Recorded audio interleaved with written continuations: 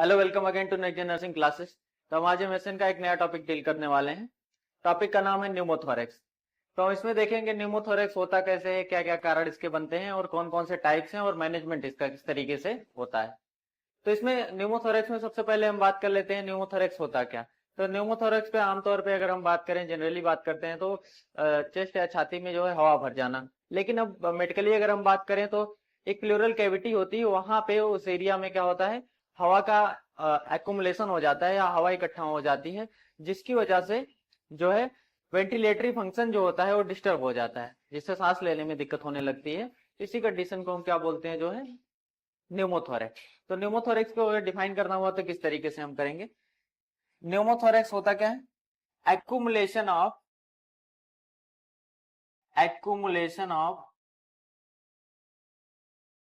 Air in pleural cavity which leads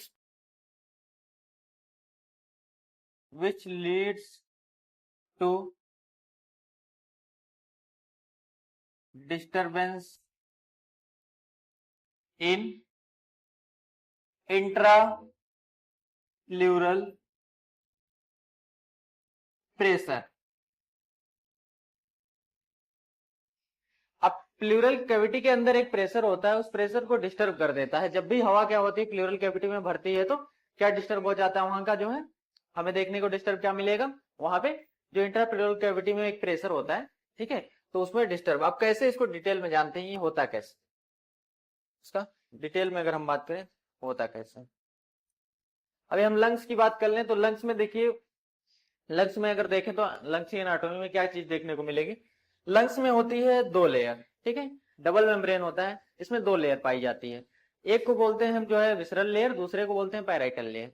अब इसमें देखते हैं विसरल लेयर कहाँ पाई जाती है और पैराइटल लेयर कहाँ पाई जाती है। तो इसमें देखते हैं ये लंग्स पैरेन्काइमा है, ये सब क्या है, लंग्स पैरेन्काइमा है, ठीक है। अब लंग्स पैरेन्काइमा से जुड़ी हुई एक लेयर हमें देखने को मिलती है, इस लेयर को हम नाम देते हैं विसरल लेयर। क्या नाम देते हैं, ये जुड़ी होती है किससे, लंग्स पैरेन्काइमा से जुड़ी होती है, इसको हम क्या बोलते हैं, विसरल लेयर। अब इसके आगे हम बात कर लें तो यहां पे एक और आगे लेयर देखने को मिलती है, दूसरी लेयर, जिसको हम लोग क्या बोलते हैं, पैराइटल लेयर। क्या बोलेंगे, पैराइटल लेयर। ये मीडियस्टाइनम से जुड़ी रहती है पूरा, तो पैराइटल लेयर इसको बोलते हैं। अब ये पैराइटल लेयर किससे अटैच होती है, चेस्ट वाल से। किससे, चेस्ट वाल से। जल्दी जल्दी बात कर लेते हैं इसके बारे में। तो ये क्या होता है, चेस्ट वाल। अब चेस्ट वाल से जो अटैच लेयर है उसको हम लोग कौन सी लेयर का नाम देते हैं, पैराइटल लेयर। अब हम देख लेते हैं इसमें, ये रहा हमारा चेस्ट वाल, ये अंदर जो रही पैराइटल लेयर, ये एकदम अंदर वाली लेयर विसरल लेयर, जो किससे जुड़ी हुई है, लंग पैरेन्काइमा से। बीच में एक स्पेस आपको देखने को मिल रहा होगा, ये क्या है, विसरल लेयर, ये इधर क्या है, पैराइटल लेयर। इसके बीच में एक स्पेस यहां पे देखने को मिल रहा होगा, खाली जगह, इसको हम लोग क्या बोलते हैं, इस खाली जगह को क्या बोलते हैं, प्लूरल कैविटी। क्या बोलेंगे, प्लूरल कैविटी, ठीक है। अब प्लूरल कैविटी में प्रेजेंट क्या होता है, अब बात कर लेते हैं प्लूरल कैविटी में भरा क्या होता है। इसमें आमतौर पे क्या भरा होता है, प्लूरल फ्लूइड भरा होता है। क्या भरा होता है, प्लूरल फ्लूइड भरा होता है। अभी प्लूरल फ्लूइड जो भरा होता है कितना होता है, 15 से 20 ml। इंपॉर्टेंट चीज नोट करने वाली, कितना, 15 से 20 ml इसमें प्लूरल फ्लूइड भरा होता है। अब प्लूरल फ्लूइड का काम क्या होता है, दोनों लेयर को आपस में चिपका के रखना, ठीक है। स्टिकी होता है और दोनों ही लेयर को आपस में जोड़ के रखता है। किसको किसको, जो है विसरल लेयर और पैराइटल लेयर को। दोनों को बीच में एक फ्लूइड होता है, दोनों को जोड़ के रखने वाला फ्लूइड, उसको बोलते हैं कौन सा फ्लूइड, प्लूरल फ्लूइड बोलते हैं। 15 से 20 ml होता है। अब इसको जोड़ने की जरूरत क्यों पड़ती है, ठीक है, रीजन सीधी सी बात है, इसको जोड़ना क्यों पड़ रहा है, इसमें फ्लूइड का एक्युमुलेशन क्यों हो रहा है और फ्लूइड से जुड़ कैसे रहा है। तो कहने का मतलब ये जो लंग्स होता है, ठीक है, लंग्स का जो विसरल लेयर होता है ये अंदर भागने की कोशिश करता है हमेशा, किधर, अंदर भागने की कोशिश करता है, ठीक है। और ये जो चेस्ट वाल है ये बल्ज आउट करने की कोशिश करता है, बाहर भागने की कोशिश करता है। कहने का मतलब यहाँ निगेटिव प्रेशर बनता है, एक इधर भागता है एक इधर भागता है, दोनों इधर भागते हैं। अब बीच में जोड़ने वाला क्या हो जाता है, प्लूरल फ्लूइड हो जाता है, ठीक है। उसकी जरूरत इसीलिए पड़ती है कि दोनों को जोड़ के रखे, क्योंकि दोनों एक दूसरे के अपोजिट फोर्स लगा रहे हैं, दोनों ही लेयर्स। अब उसमें अगर बात कर लेते हैं, दोनों ही लेयर जो है अपोजिट फोर्स लगा रहे हैं, तो अपोजिट फोर्स अगर लग रहा है तो निगेटिव फोर्स लग रहा है, क्या, निगेटिव प्रेशर। कैसा आ रहा है, निगेटिव प्रेशर। एक इंपॉर्टेंट क्वेश्चन ये भी बनता है कि निगेटिव प्रेशर की वैल्यू कितनी होती है। मतलब अगर पूछा जाए इंट्रा प्लूरल कैविटी में जो निगेटिव प्रेशर बनता है उसकी वैल्यू कितनी होती है, तो इसके बारे में हम -4 mm ऑफ Hg का प्रेशर लगता है, ठीक है। दोनों लगाते हैं अपोजिट में, लेकिन जो जुड़े किसके कारण है, प्लूरल फ्लूइड के कारण है। अब मान लीजिए जैसे आपने फोन में टेम्पर लगवाने जाते हैं, तो टेम्पर जब लगवाने जाते हैं तो वहां पे छोटे छोटे हवा के बुलबुले हो जाते हैं, बीच में दिखाई देता है। उस वजह से क्या होता है, जो वहां चीजें चिपकी नहीं होती हैं, वहां ग्लास अच्छे से चिपक नहीं पाता। क्यों नहीं चिपक पाता, क्योंकि वहां पे एयर का प्रेजेंस हो जाता है। अब यहाँ पे क्या हो जा रहा है, यही सेम प्रोसेस यहाँ पे हो जा रही है, ठीक है। अब ये जैसे मान लीजिए ये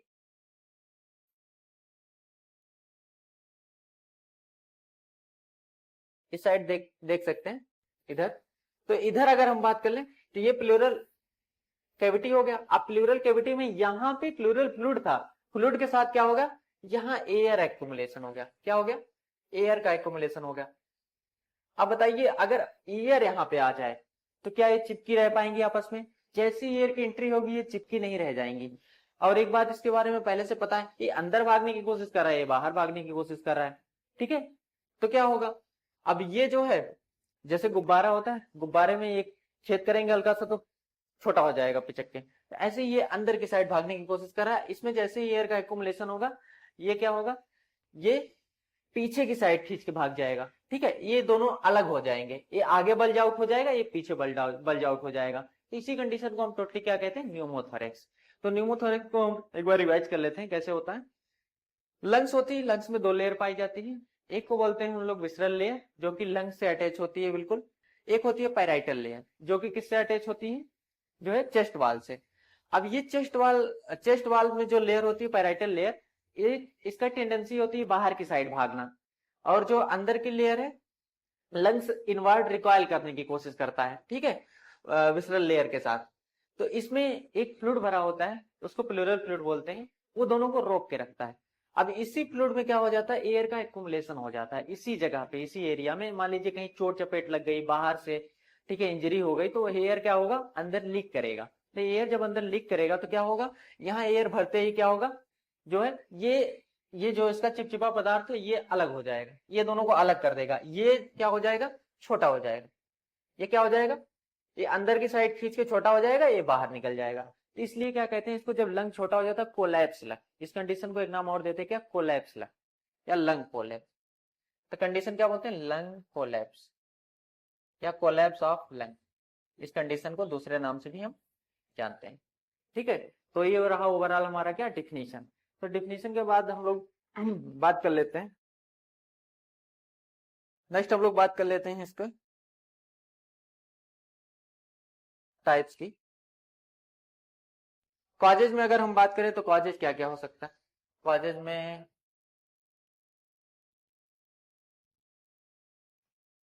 कोई ट्रॉमा हो गया, ट्रॉमा में कोई ब्लंट ट्रॉमा हो गया, किसी सर्जरी, कोई सर्जरी सक्सेसफुल नहीं हुई उसकी वजह से हो गया, ठीक है, या कोई अंडरलाइंग डिजीज कंडीशन थी उसकी वजह से हो गया। ये कुछ कारण होते हैं जिसकी वजह से क्या होता है, न्यूमोथोरैक्स डेवलप होता है, ठीक है। नेक्स्ट अगर हम लोग बात कर लें यहाँ पे,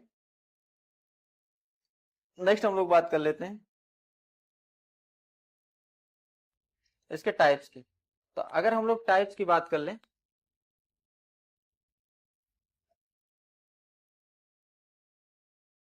टाइप्स पहले तो हम लोग दो टाइप के देखते हैं। कितने? दो टाइप। कौन कौन से?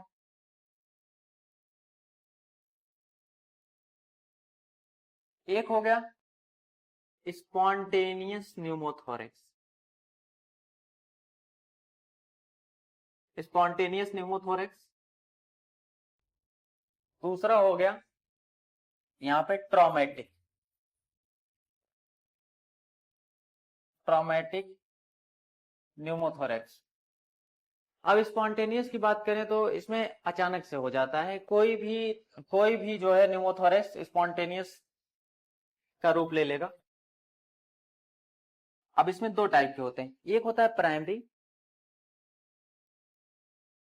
दूसरा होता है सेकेंडरी न्यूमोथोरेक्स।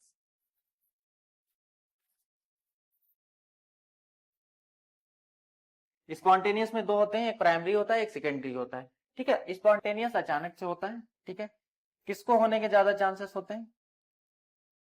Under as. देखो प्राइमरी में क्या क्या होगा, क्या क्या चीजें हमें देखने को मिलती? स्मोकर होगा, क्या होगा? स्मोकर होगा। एज होगी 20 से 40 के आसपास।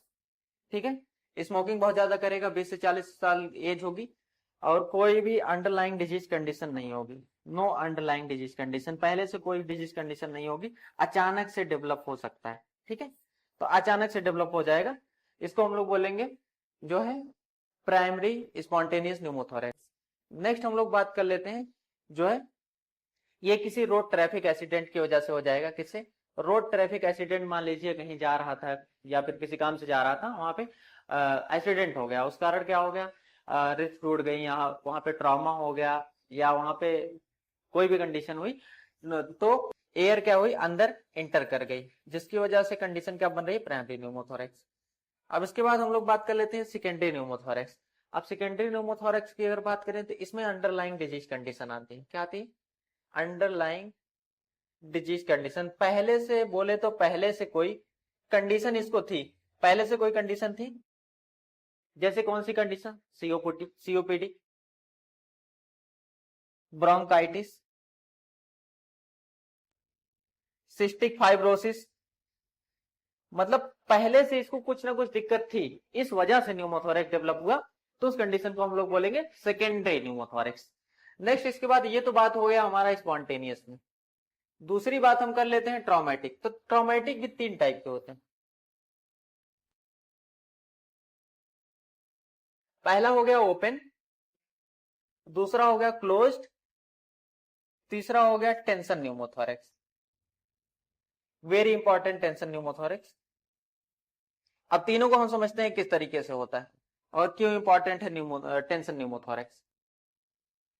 अब तीनों को समझने के लिए हम डायग्राम का सहारा लेते हैं।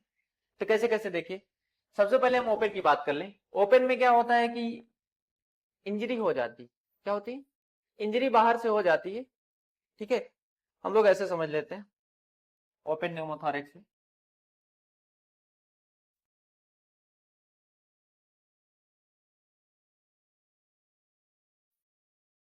अब ओपन न्यूमोथोरेक्स में हम लोग बात कर लेते हैं कैसे, बाहर से इंजरी हो गई, क्या हो गई, बाहर से इंजरी हो गई,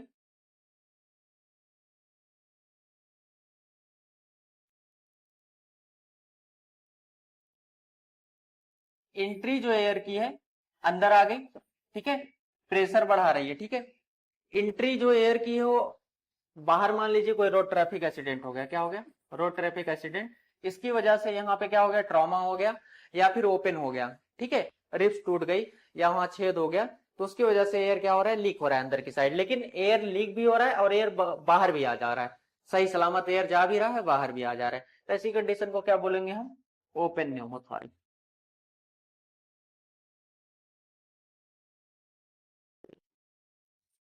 इसके बाद हम लोग बात कर लेते हैं सेकेंड,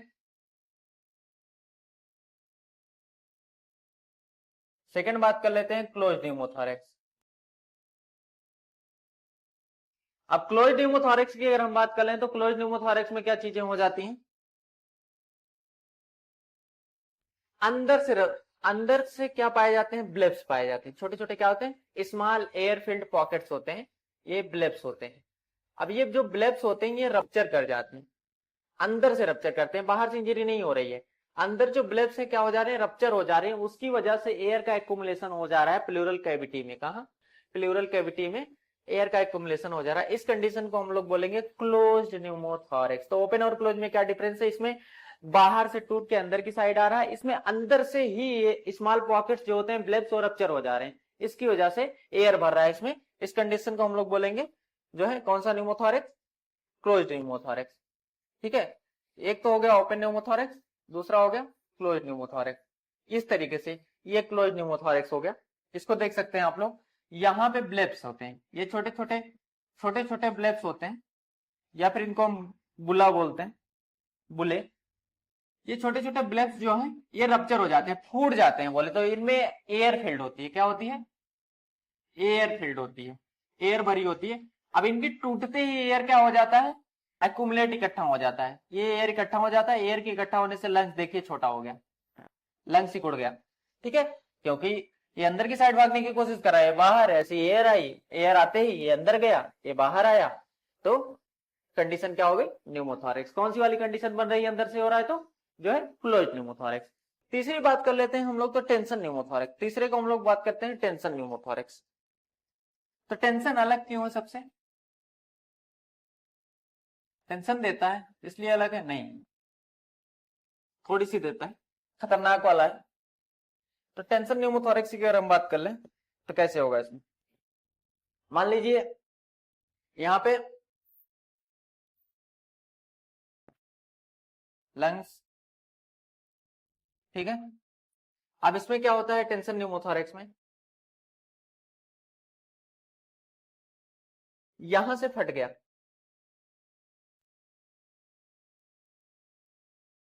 यहां से क्या हुआ? फट गया। ठीक है, अब ये जब टूटती है रिब्स, या फिर जब बाहर से इंजरी होती है, किस तरीके से इंजरी होती है? ध्यान देने वाली बात है।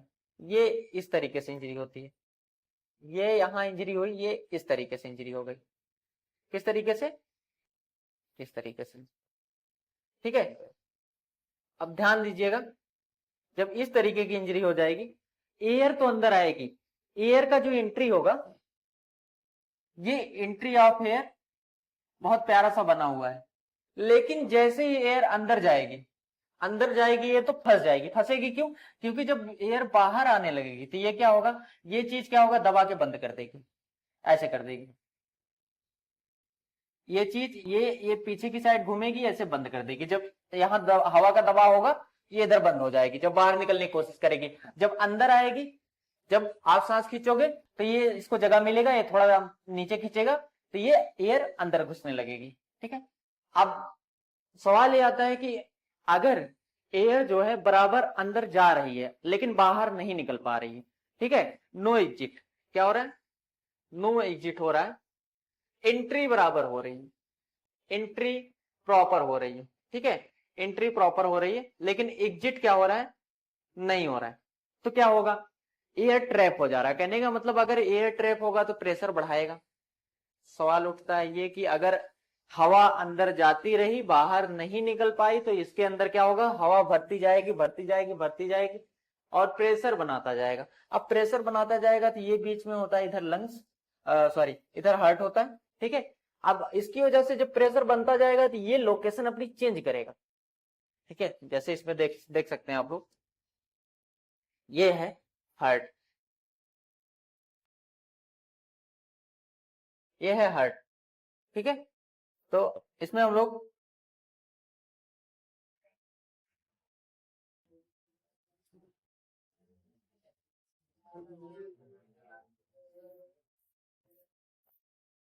बीच में इधर हार्ट होता है। अब ये जैसे ये छोटा होता जाएगा, हार्ट को क्या करेगा? दबाता चला जाएगा। हार्ट को क्या करेगा? हार्ट को भी दबाएगा, ट्रेकिया को भी दबाएगा, सबको दबाएगा, इसलिए ये खतरनाक वाला हो जाता है। यहाँ की एयर तुरंत निकालना जरूरी होता है, वरना पेशेंट की जान भी जा सकती है। इसलिए टेंशन न्यूमोथोरैक्स क्या होता है? थोड़ा सा खतरनाक होता है, क्योंकि इसमें जो एयर होती है वो ट्रैप हो जाती है। एयर क्या होती है? बाहर नहीं निकल पाती है। इसी कंडीशन को हम क्या बोलते हैं? जो है टेंशन न्यूमोथोरैक्स। तो न्यूमोथोरैक्स बेसिकली कितने टाइप्स के होते हैं हमने देखा, तो बेसिकली पहले तो दो टाइप्स के होते हैं। कितने टाइप्स के होते हैं? दो टाइप्स के होते हैं। पहला होता है पहले की बात कर लें तो स्पॉन्टेनियस न्यूमोथोरैक्स होगा। अब स्पॉन्टेनियस न्यूमोथोरैक्स में बात कर लें तो प्राइमरी में स्मोकर्स को होगा, 20 से 40 साल की एज को होगा, अंडरलाइंग कंडीशन नहीं होगी, रोड ट्रैफिक एक्सीडेंट एक कारण बनेगा। ठीक है, सेकेंडरी में बात कर लें तो पहले से कोई ना कोई उसके अंदर डिजीज कंडीशन प्रेजेंट होगी, जिसकी वजह से क्या होगा, वो न्यूमोथोरैक्स में डेवलप हो जाएगी वो कंडीशन। ठीक है, तो उस वजह से अगर किसी डिजीज कंडीशन की वजह से न्यूमोथोरैक्स डेवलप हो रहा है तो उसको बोलते हैं सेकेंडरी न्यूमोथोरैक्स। कौन सा, स्पॉन्टेनियस वाला।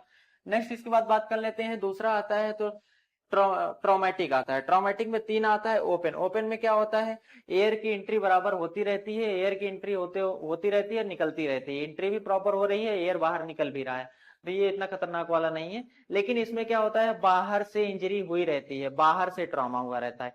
दूसरा क्लोज में क्या होता है, बाहर से इंजरी नहीं हुई होती है, अंदर ही जो है स्मॉल फ्लूइड, स्मॉल जो है एयर फील्ड पॉकेट्स होते हैं, जिनको हम लोग ब्लेब्स बोलते हैं, उनके रप्चर होने की वजह से क्या बढ़ जाता है, प्लेउरल कैविटी में एयर भर जाता है। एयर भरने की वजह से वही नेगेटिव प्रेशर पॉजिटिव प्रेशर में चेंज होता है और अंदर जो है लंग्स कोलैप्स कर जाता है। ठीक है, तो ये हो गया क्लोज। तीसरा हो गया टेंशन न्यूमोथोरैक्स। इसमें एयर तो जाती है अंदर प्रॉपरली, लेकिन क्या होता है, ट्रैप हो जाती है। एयर ट्रैप होने की वजह से अंदर प्रेशर बिल्ट होता है, प्रेशर बिल्ट होने की वजह से जो है हार्ट को जो है थोड़ा सा दबाता है अंदर की साइड, और जो ट्रेकिया है उसको भी अंदर के साइड दबा देता है, ट्रेकियल डेविएशन देखने को मिलता है, और भी कुछ एनाटॉमिकल स्ट्रक्चर वहां पे दबे हुए देखने को हमें मिलते हैं साथ ही साथ। किसकी वजह से, एयर की प्रेजेंस की वजह से, जो कि क्या कर रहा है, प्रेशर एक्सर्ट कर रहा है लंग्स के अंदर, क्योंकि एयर क्या हो रही है, बाहर नहीं जा पा रही है। तो ये रहा हमारा जो है टाइप्स। नेक्स्ट हम लोग बात कर लेते हैं इसमें जो है, नेक्स्ट हम आगे बात कर लेते हैं इसका जो है साइन एंड सिम्टम की। तो क्या क्या साइन एंड सिम्टम इसमें देखने को मिलेंगे हमें, इसके बारे में बात कर लेते हैं। तो साइन एंड सिम्टम में अगर हम बात कर ले तो इसमें सबसे पहले क्या होगा, हार्ट जो है क्या हो रहा है, हार्ट को दबा रहा है, हार्ट को दबा रहा है, यहाँ पे हाइपोटेंशन की कंडीशन होगी। क्या होगी, हाइपोटेंशन। अब हाइपोटेंशन की कंडीशन अगर बन रही है तो साथ ही साथ क्या होगा, ट्रैकीकार्डिया की कंडीशन भी बनेगी। ठीक है, साथ ही साथ यहाँ पे PaO2 पार्शियल ऑक्सीजन जो है घटेगा, और पार्शियल कार्बन डाइऑक्साइड क्या होगा, इंक्रीज होगा। ठीक है, ब्रीथिंग क्या होगा, शैलो ब्रीथिंग होगी।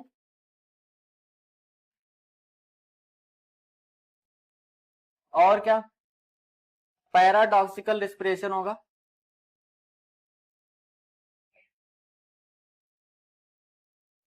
पैराडॉक्सिकल रिस्पिरेशन होगा फिलियल चेस्ट की वजह से, फिलियल चेस्ट की वजह से। बाकी और क्या देखने को मिलेगा, ड्राउजीनेस देखने को मिलेगी, एंजाइटी देखने को मिलेगा पेशेंट के अंदर। तो ये सब क्या होंगे, ये सब जो है चीजें हमें देखने को मिलेंगी। किसमें देखने को मिलेंगी ये साइन एंड सिम्टम जो है, न्यूमोथोरैक्स में। हाइपोटेंशन देखने को मिलेगा, टैकीकार्डिया देखने को मिलेगा, जो है ऑक्सीजन का लेवल घटा हुआ, कार्बन डाइऑक्साइड का लेवल बढ़ा हुआ देखने को मिलेगा, सैलो ब्रीथिंग मिलेगी, पैराडॉक्सिकल रिस्पिरेशन होगा, ड्राउजीनेस होगी, एंजाइटी होगी, ठीक है, डिसपनिया होगा। ठीक है, तो ये सारी कंडीशंस हमें देखने को मिलेंगी जो है किसमें, जो है न्यूमोथोरैक्स में। नेक्स्ट हम लोग बात कर लेते हैं इसके बाद मैनेजमेंट की। तो इसको मैनेज कैसे करना है, तो मैनेजमेंट की अगर हम लोग बात करें,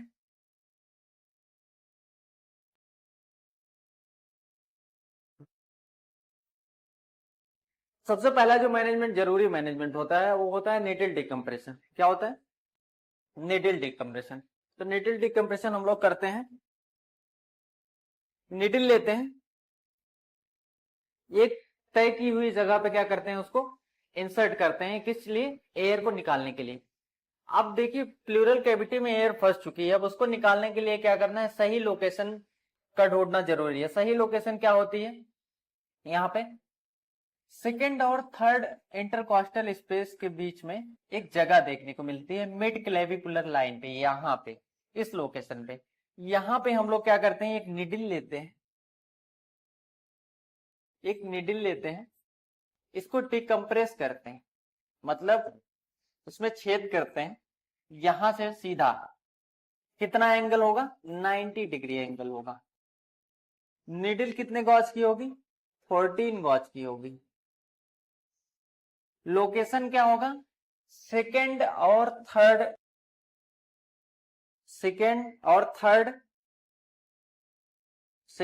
थर्ड इंटरकॉस्टल